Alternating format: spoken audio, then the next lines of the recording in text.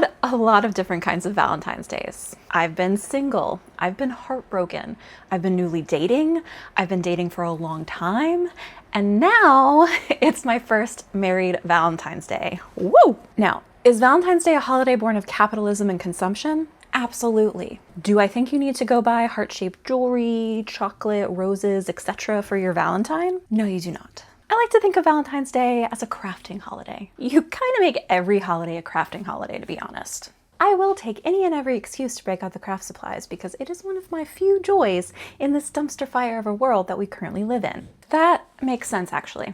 Anyway, I want to make a handmade Valentine for Eric this year, and no one can stop me. I'll preface this all by saying that I've actually been making handmade cards since high school, and I'm realizing right now that I don't think I've ever actually made a card for a YouTube video, which is kind of crazy. Fun story. The math and science magnet school I went to would have a week in January between semesters where we didn't have regular class, and instead we got to do these art-themed workshops. I always chose the card making class, and I think it's really where my love for paper crafting solidified. Because we got to use stamps and learn about embossing and how to hand-fold envelopes. It took paper crafting to the next level for me, and I still think back on that time really fondly. So let's pull out the crafting supplies and get to card making.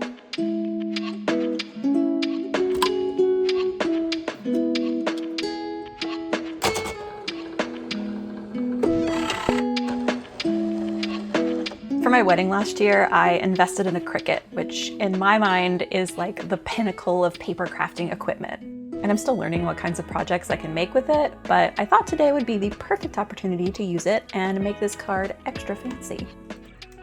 Okay, step one, I'm going to make and cut out a card shape, as well as a few other pieces for the card, like this cute string of hearts, which I would never have attempted to cut by hand, and of course some various sizes of hearts.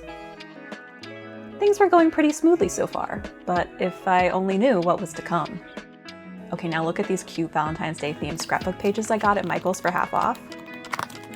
That is the only acceptable way to buy printed cardstock. There must be a sale. Anyway, I picked this metallic red for the heart cutouts and then this pink heart pattern for the front of the card. I stuck them down to the Cricut mats and then I let the Cricut do its thing.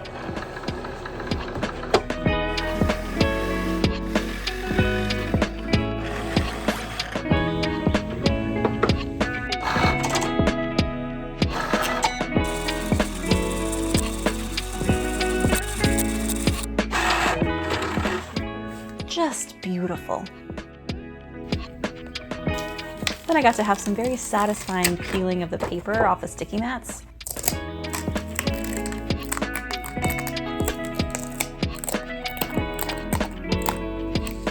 Paper crafting ASMR for the win. I made the base of the card from some colored 8.5 by 11 inch cardstock. This is the size envelopes I have, but honestly, you can make any size card you wanted.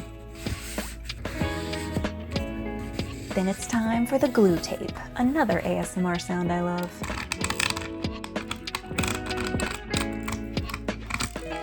Once I've got the pattern cardstock glued on, I pull out some of my Valentine's ephemera.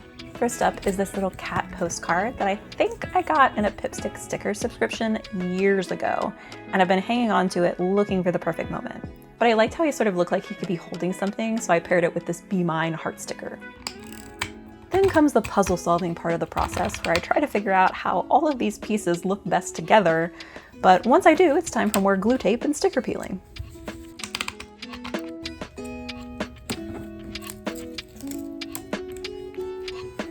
For the inside of the card, this is where I make myself very sticky, gluing the string heart borders on.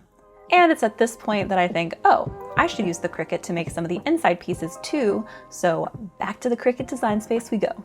I knew I wanted to make some kind of white cutout for the text, and this scalloped rectangle was perfect. And then I think, oh, I'll look for a Happy Valentine's Day image to do the print then cut action on it. Okay, I mess around with the images for a bit until I find one I like and get the color palette just right. And then I spend a long time trying to settle on a font for the KP Cards logo. Fonts, man.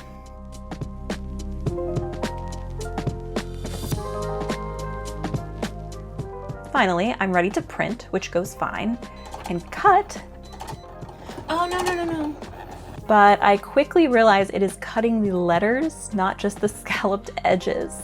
So I'm Googling and watching videos only to realize this is a very real problem people seem to have with the Cricut. Ultimately, I figured out that if I flatten the images, it just cuts out the basic shapes behind the images and text I printed. But this whole debacle added an extra 45 minutes to my process, which is not what anyone wants. Okay, I'm finally done with the Cricut for the day, and I am exhausted at this point. I have a lot more learning to do on the Cricut, that's for sure. Okay, back to more satisfying peeling paper off the sticky cutting mat, and then more glue tape. Oh, and I cut out the shape of the red heart in the text design on that same metallic red cardstock so I could glue it on top, which I think adds a fun little three-dimensional effect. Now I glue on the other heart cutouts and add the KP Cards logo to the back. Back to the front, we're finally in the home stretch here. I wanted to add a little bit more pizzazz, so I scanned through the different Valentine stickers I have and ultimately landed on these three-dimensional glitter hearts to stick on and fill in some of those gaps. And now there you have it.